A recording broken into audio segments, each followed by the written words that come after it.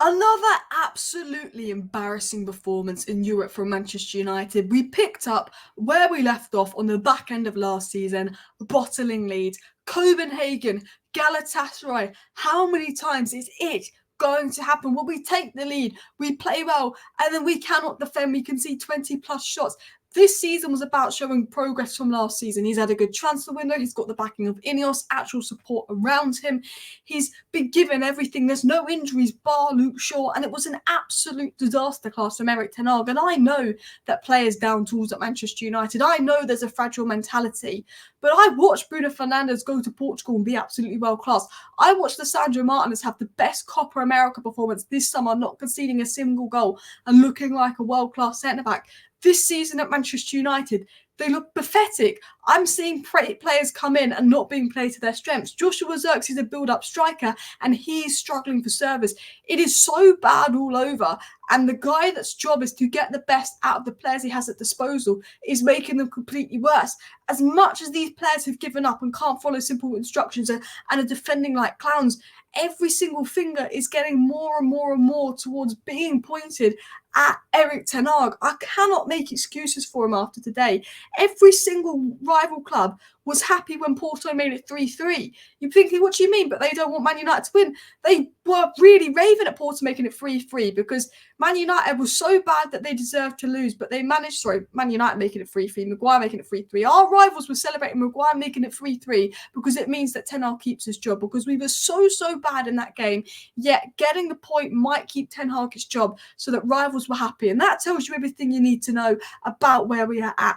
That tells you everything we need to know. And this is an absolute disgrace of a statistic. And I'll zoom in on it in case you can't read it because it has come up quite small. Manchester United have just won one of their last 10 games in European competition. 5 defeats, 4 draws and 1 win. The only win came at Copenhagen at home. And to be honest, if it wasn't for that Andre Onana penalty save, that would be 0 wins in 10 games in Europe. And it's not even like they're difficult oppositions. Yes, we played Bayern Munich, but Galatasaray home and away, Copenhagen home and away, FC 20 and Porto. That is our last. They are some of the teams we played in the last 10 games. 1-0 up versus FC 20, we bottle it. 2-0 up versus Porto, we bottle it. We're 2 up versus Copenhagen. We're 2-1 up versus Galatasaray. This is unbelievable. Absolutely unbelievable. And this is where my problem is. And this is where the problems lie. I am someone that is very positive. I am someone that is given Ten Hag a lot of time, a lot of patience, a lot of backing. But we're 18 months down the line and we're making the same mistakes we were making at the beginning of last season. I saw improvement versus Fulham. I saw improvement versus Brighton. I said, let's see. We have a good window, blah, blah, blah. What is this? Yes, we're better on the ball at times. Yes, Eriksen's good on the ball. We got 2 assists, but he's atrocious off the ball. Absolutely atrocious off the ball. That left-hand flank was getting killed defensively. Sandro Martinez and Delowen in there. The Ligt was getting cooked. Mazraoui's the only defender that can hold his head high. At the end of the day, it's a 3-3 draw. We walk away with that game with a point, and I guess we reacted well to going down to 10 men and showing a little bit of resilience. I guess you can take that as a positive, but when you're 2-0 up versus Porto, it should not end up being 3-2 Porto. And when we were 2-0 up, it was only a matter of time before Porto scored because we just were being rammed through. It was so easy for them. We were defensively so bad. We're so bad out of possession. It's an absolute joke. And if it wasn't for Andre Onana, we could have conceded 5. Andre Onana, Maguire and Rashford are the only reason we got a point out of that game, because every single part of that game was flawed in the coaching. The players weren't good enough either. It was an absolute joke. I don't know why Marcus Rashford came off. He was our best player other than Onana, and I think Maguire was good when he came on. I did say that this would be a good game for Maguire because of the physicality of the strikers, and I think Maguire probably deserved to start that game because of the physicality of the strikers. I like Matthijs de Ligt. I think he's been really good bar today in the game versus Tottenham, but he should be dealing with his guy physically. He could not. But I'm going back to my point. We have had the same problem for 18 months in a row, being open, being shocking out of possession. It has now been 18 months. He's had another 200 million spent. Half the squad is his, yet we still have the same problems out of possession. There's a point where I just can't pin this on the players anymore. If you're a coach and you haven't fixed our biggest problem that has been present for 18 months, which is our ability to be carved open out of possession, and that is still a persistent problem, I don't know what to say anymore. I really don't. I am running out of words. I'm running out of energy. And then when we're 3-2 down with 10 minutes to go, he subs on 2 centre-backs when we're chasing a goal. And I ended up working because Maguire scored, and I think De Ligt and Martinez was so bad they needed to be subbed off. But what's the thinking of, we're 3-2 home, let me bring on 2 centre-backs? It was almost like he was stopping making it 4-2. It's now about not losing rather than winning. It did work for him, I get that, but we were disjointed everywhere. We still got the compactness issue. We cannot control the game. We have little spells where we look good. There's still individual errors. Every player at Man United is made to look worse than they actually are, which comes down to the manager. And Maguire, Rashford and Onana are the only reason we've taken anything from that game as well. You know, if you look at all of the problems, I don't think Bruno Fernandes should have been sent off. It was silly. And I don't think it's a red card, but we can't even blame Bruno Fernandes being wrongly sent off 2 games in a row, because before Bruno was sent off, we were so bad we didn't deserve to win anyway. You know, we've won one of our last 10 games in European competition. That is not good enough. And Ethan tweeted this. Ethan Talks tweeted this. He said, if near enough every player in a team has regressed or has stagnated in performance levels, that is a significant red flag. A coach's job is to maximise those at his disposal, find solutions that he hasn't in the last 18 months.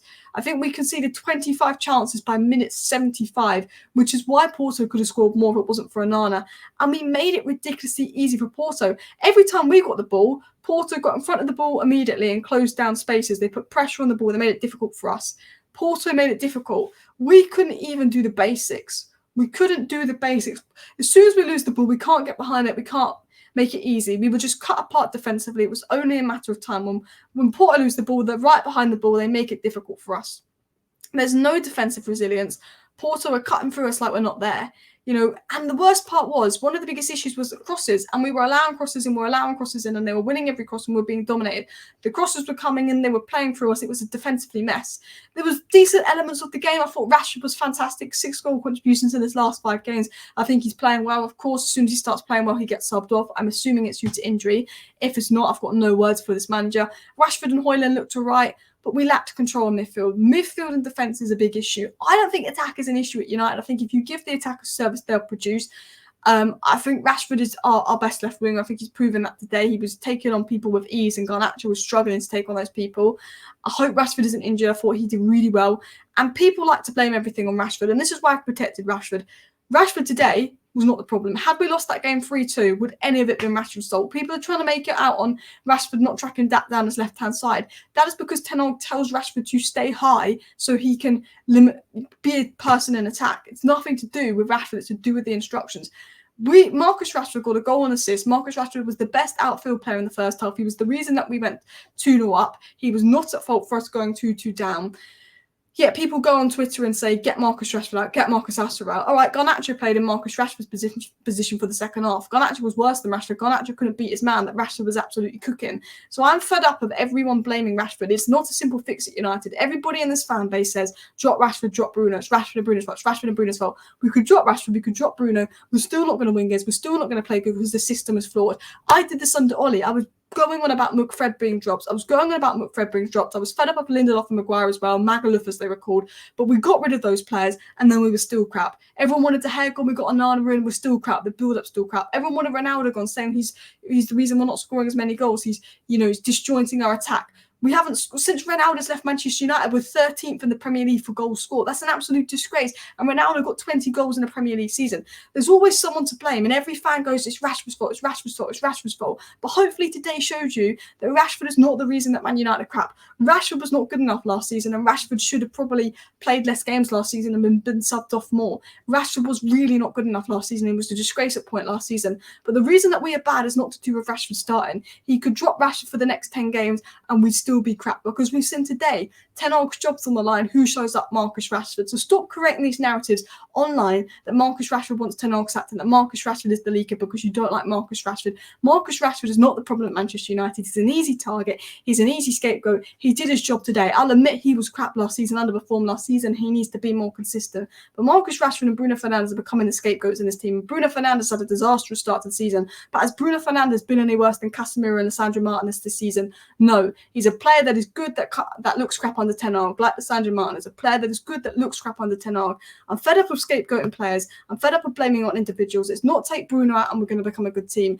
Rashford and Bruno aren't holding the team back. It's Eric Ten Hag's tactics holding the team back. His tactics are absolutely dreadful. They are. I like Ten Hag. I want him to succeed. He played brilliant football at Ajax, and I think if he can execute what he wants to do, we could be an amazing team playing fantastic football. But clearly, what he wants to do, the players cannot understand and execute themselves. And yes, elements of that is on the players.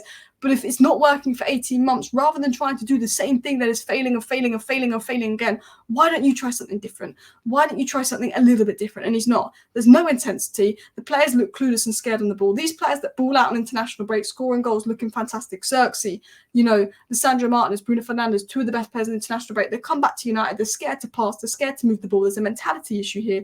It's a massive problem. We've conceded 3+ goals in 25 matches under Erik Ten Hag. We didn't do that under Oli. We didn't do that under any other manager. We've bottled so many leads in Europe. I've had enough. I've got one more game in me. Erik Ten Hag has to show something versus Villa, or I will be Erik Ten Hag out in the international break. I said at the beginning of the season, no matter what happens, he gets to the October international break. I will not turn on him before that. But if I do not see something versus Villa, I will be Erik Ten Hag out.